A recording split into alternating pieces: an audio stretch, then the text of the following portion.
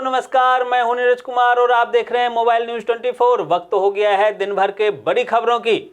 Azerbaijan airlines का एक यात्री विमान कजाकिस्तान में दुर्घटनाग्रस्त हो गया है। यह विमान अजरबैजान से रूस के लिए उड़ान भरी थी। इस विमान में 67 यात्री और 5 क्रू मेंबर शामिल थे।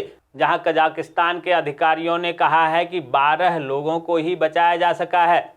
प्रधानमंत्री नरेंद्र मोदी ने आज मध्य प्रदेश के खजुराहो में केन बेतवा लिंक परियोजना का शिलान्यास किया। इसके अलावा उन्होंने ओमकारेश्वर फ्लोटिंग सोलर प्लांट का भी उद्घाटन किया। इस अवसर पर प्रधानमंत्री नरेंद्र मोदी ने कहा, आज 7 दशक बाद भी देश के अनेक राज्यों के बीच पानी को लेकर कुछ न कुछ विवाद है। जब पंचायत से लेकर पार्लियामेंट तक कांग्रेस का राज था, तब ये विवाद आसानी से सुलझ सकते थे, लेकिन कांग्रेस की नीयत खराब थी, उसने वो प्रयास नहीं किए।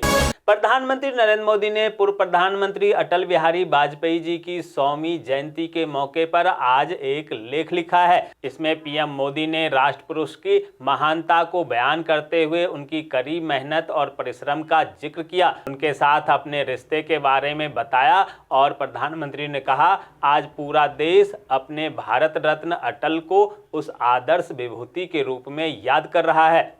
राष्ट्रीय मानवाधिकार आयोग के अध्यक्ष के तौर पर सुप्रीम कोर्ट के पूर्व जज वी राम सुब्रमण्यम की नियुक्ति हो गई है, जहां कांग्रेस पार्टी के राष्ट्रीय अध्यक्ष मल्लिकार्जुन खड़गे और सांसद राहुल गांधी ने राष्ट्रीय मानवाधिकार आयोग के अध्यक्ष और सदस्यों की नियुक्ति पर असहमति जताई है।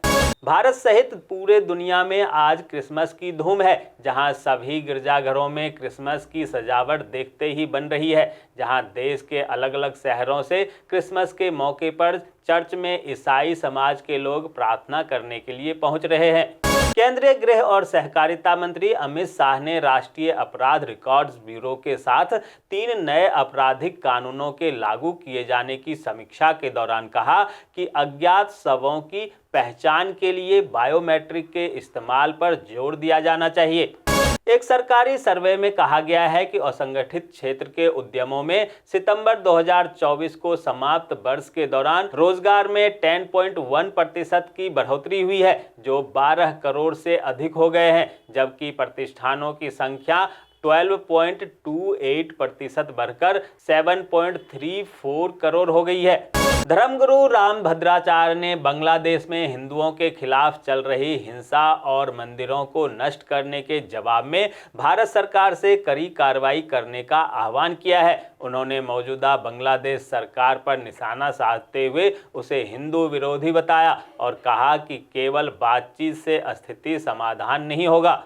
गाजियाबाद के साहिबाबाद में 100 से अधिक झुग्गी वालों को नोटिस दिया गया है, जहां नगर निगम की ओर से कहा गया है कि अगर अतिक्रमण नहीं हटाया गया तो कार्रवाई की जाएगी। दरअसल लोगों का कहना है कि इन झुग्गियों की वजह से यहां हर रोज जाम लग जाता है। ये झुग्गी वाले मूर्ति बनाते हैं और उन्हें सड़क के किनारे रख देते हैं।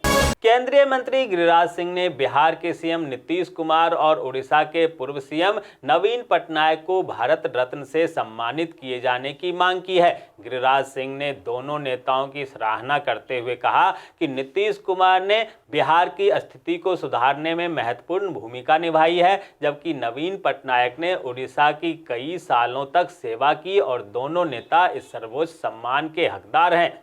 आम आदमी पार्टी के संयोजक और दिल्ली के पूर्व सीएम अरविंद केजरीवाल ने प्रेस कॉन्फ्रेंस कर बीजेपी पर निशाना साधा। उन्होंने आरोप लगाया कि बीजेपी आम आदमी पार्टी को दिल्ली में चुनाव जीतने से रोकने के लिए साजिश कर रही है। साथ ही केजरीवाल ने कहा कि बीजेपी मुख्यमंत्री आतिशी को गिरफ्तार करवाना चाहती है।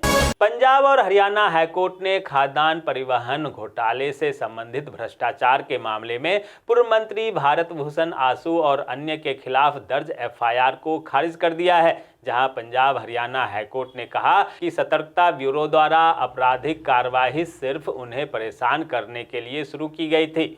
हरियाणा में भूकंप के झटके महसूस किए गए, जहां भूकंप के झटके इतने तेज थे कि रोहतक, सोनीपत, पानीपत, झज्जर और गुरुग्राम के लोग अपने घरों से बाहर निकल गए। इस भूकंप की तीव्रता 3.5 बताई गई।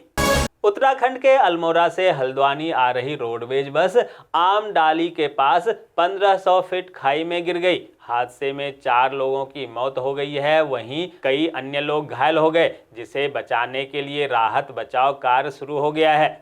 रघुवर दास ने उड़ीसा के राज्यपाल पद से इस्तीफा दे दिया है। इसको लेकर झारखंड भाजपा में सुगबुगाहट तेज हो गई है। बताया जा रहा है कि पूर्व मुख्यमंत्री 2 दिन बाद झारखंड लौटेंगे। फिलहाल वे पुरी में हैं। राष्ट्रपति द्रौपदी मुर्मू ने रघुवर दास का इस्तीफा स्वीकार कर लिया है।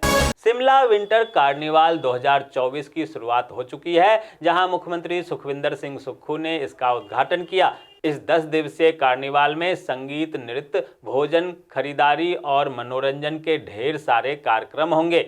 कटरा में रोपवे प्रोजेक्ट का विरोध कर रहे प्रदर्शनकारियों और पुलिस के बीच झड़प हो गई। इसके बाद पुलिस ने भीड़ में शामिल कई प्रदर्शनकारियों को हिरासत में ले लिया। बता दें कि प्रदर्शनकारियों ने श्राइन बोर्ड और प्रशासन के खिलाफ नारेबाजी करते हुए अड़ियल रवैया अपनाने का आरोप लगाया है।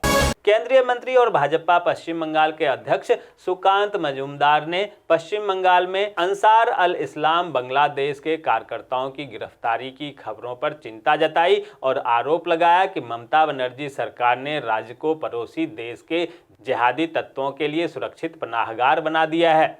बम्बई हाईकोर्ट ने रिया अरविंद बर्डे की याचिका पर सुनवाई करते हुए पुलिस को कड़ी फटकार लगाई। गिरफ्तारी के दौरान सुप्रीम कोर्ट की गाइडलाइन का पालन नहीं होने पर अदालत ने नाराजगी जताई। चिंता व्यक्त करते हुए पीठ ने गाइडलाइन के पालन को सुनिश्चित करने का आदेश दिया।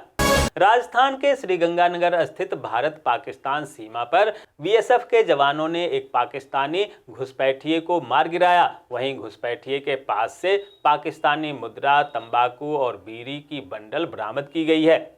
अंकुरित मेथी विटामिन, न्यूट्रिशन और एंटीऑक्सीडेंट जैसे कई तत्वों से भरपूर होती है। इसमें विटामिन सी, ए और बी कॉम्प्लेक्स जैसे कई पोषक तत्व पाए जाते हैं। इसके अलावा प्रोटीन, कैल्शियम और फाइबर भी भरपूर मात्रा में पाया जाता है। विटामिन सी आपकी इम्यूनिटी को बढ़ाता है, जबकि विटामिन ए आंखों के लिए अच्छा होता है। बी कॉम्प्लेक्स विटामिन आपके शरीर की एनर्जी को बढ़ाता है। प्रोटीन मसल्स की ग्रोथ को मजबूत करता है, वहीं कैल्शियम हड्डी को मजबूत बनाता है और फाइबर डाइजेशन को बेहतर बनाता है। इसलिए आज से ही आप अंकुरित मेथी खाना शुरू कर दीजिए तो इस ठंडी में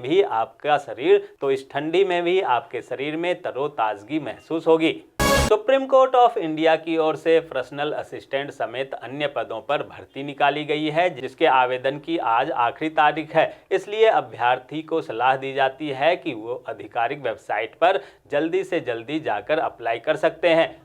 तो ये थी आज दिन भर की बड़ी खबरें। ऐसे ही खबरों से अपडेट रहने के लिए चैनल को सब्सक्राइब कीजिए, नोटिफिकेशन बेल को दबाइए, वीडियो को लाइक कीजिए और ज़्यादा से ज़्यादा शेयर कीजिए, ताकि आप और आपके जानने वाले रह सकें देश और दुनिया के तमाम खबरों से अपडेट।